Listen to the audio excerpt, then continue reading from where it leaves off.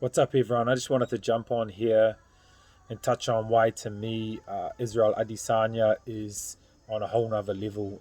He's a once in a generation athlete.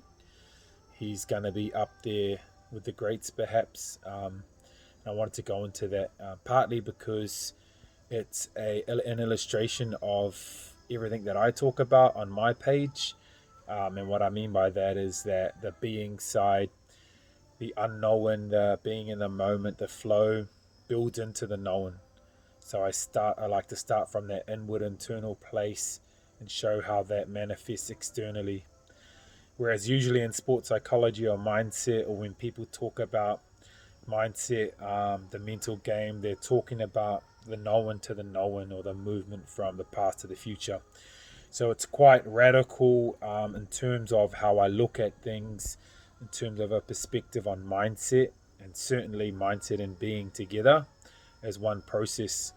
Um, and again, yeah, just looking at Israel Adesanya and how he operates, it's very, very clear that he is in a frequency, a state of being in flow that's at a very deep level of awareness. I'm not 100% sure, but I think it might be something to do with perhaps the fact he talks about being bullied a lot, being one of the only black people in the city in New Zealand when he first got there. And perhaps that pain really forced him to go into that deeper place of awareness, self-awareness and discovery. Usually it's pain and suffering that can force people into a higher consciousness, or a higher place of awareness of being in the moment. So force him into a deeper vibration of energy, if you like. So I don't know that for sure, but that could be something why he's able to manifest from such a powerful place. And then when you look at, for me, having followed him for a while, everything he says points to that. So the Gastelum fight he talked about, um, it's basically saying he doesn't care if he dies or something like that, not having that fear. So that's pointing to transcendence, being in a transcendent state of awareness. As I've posted about, he's talked about surrendering to the universe, being comfortable with the unknown. And when you're comfortable with the unknown, then you can access the power that's there in the moment, the power of you could say the formless or unmanifested, or the power of awareness, the power of universal flow. Whatever you want to do, the words don't really matter much. And it's a place reserved for the greatest athletes of all time. And that's why I've noted Michael Jordan there as being one of the greats. If you looked at his documentary, clearly talked about, and all of those around him talked about, him being a mystic, him always being able to be in the moment. And I know Israel's talked about that in a podcast I've seen him in. He's talked about living in the moment, always being in the moment. And that's being in that flow or state of energy inwardly, where you have that full awareness and attention in what you do. So you're not needing or wanting or looking back to the past, trying to project to the future too much. Primarily, that's where your energy is. So for me, it's very clear to see, seeing him on stage and fights, his movement when he dances. For me, it's very, very clear to see that he functions in that deep place, that deep state of awareness and flow that very, very few athletes get to. Very few live in that way. A lot of the best, yeah, they can access that place in the game. It can come to them, and their confidence is very high, self-belief. They get into that state of flow, as it's called in sports psychology. But not many can live in that way, where that power and that ability to manifest and create your vision becomes almost limitless, because you're creating from a formless place, so there's no limit there, right? And that's the difference between the unknown moving to the known.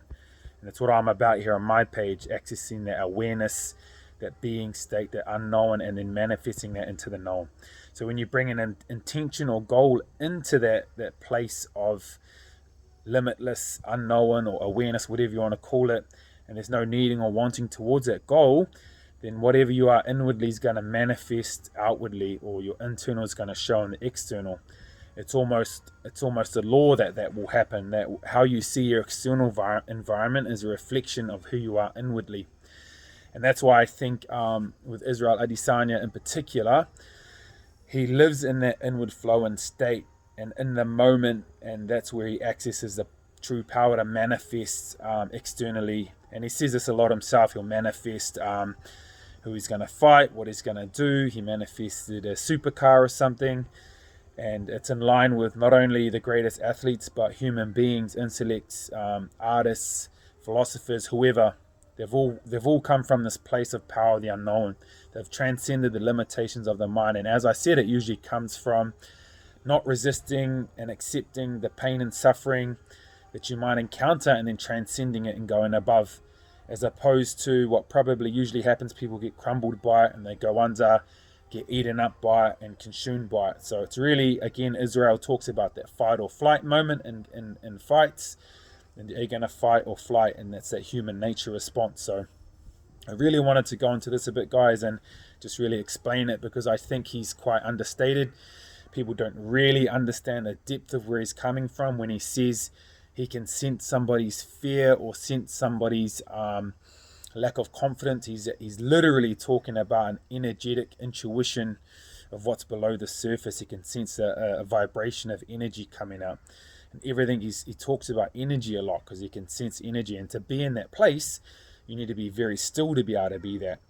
You need to be very still so that you're aware and aware of the subtle energies that are around in the environment when you interact with people and in any state. So he certainly shows that he's aware of that. And to be honest, you probably won't really know what I'm talking about unless you've had some sense of awareness in your life through meditation, mindfulness, through being an athlete, whatever it is, to be able to sense that subtleness. But to be on the world stage, be in the flow, to move, operate, kind of flow with one total process, it requires a huge amount of stillness and awareness. So that's what makes me, I'm not 100% sure, I don't know the guy, but makes me for sure say that he's in that place of being, power, awareness in the now that the greatest athletes access. And that's why I've made that comparison there with Michael Jordan.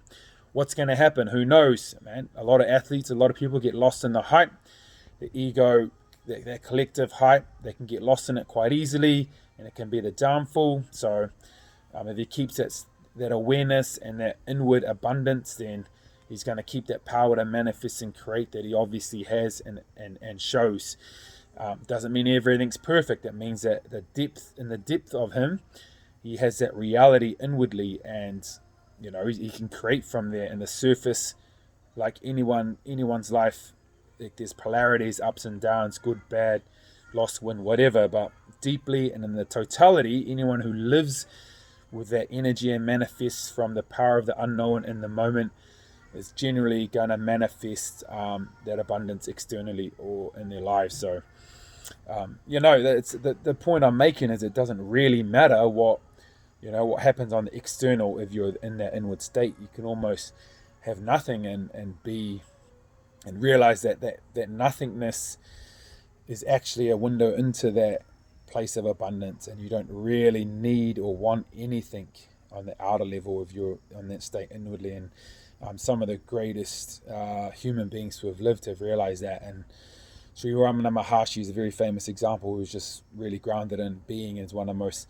powerful spiritual teachers to have ever lived. And to him, I mean, that was it. And you can look at his stuff and you'll see that pretty clearly. So yeah, that's kind of a bit of a summary from me. A lot of it because it illustrates where I'm coming from on my page. For those of you that have been following for a while, I think it's an excellent explanation to tie that all together. And again, also to show that, just to articulate the deeper levels of awareness and where an athlete like Israel is. It's something you can't really understand it, to be honest, just in the knowing or just through words or language. It's got to be an intuitive understanding. So don't try and just always mentally grasp things. Try and go inward and turn your attention inward.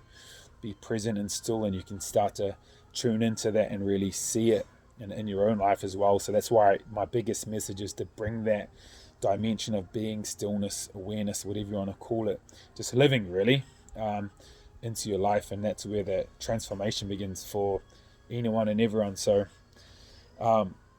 take it easy. If you're on that path, give me a message, because to be honest, it's a path that at the moment not too many people go into deeply. So again, another reason I wanted to jump on here and really try and get it across. So yeah, let me know if you are and what's happening and what you find works and what the challenges are, and what helps you to grow. So take it easy. Have a good one. Cheers.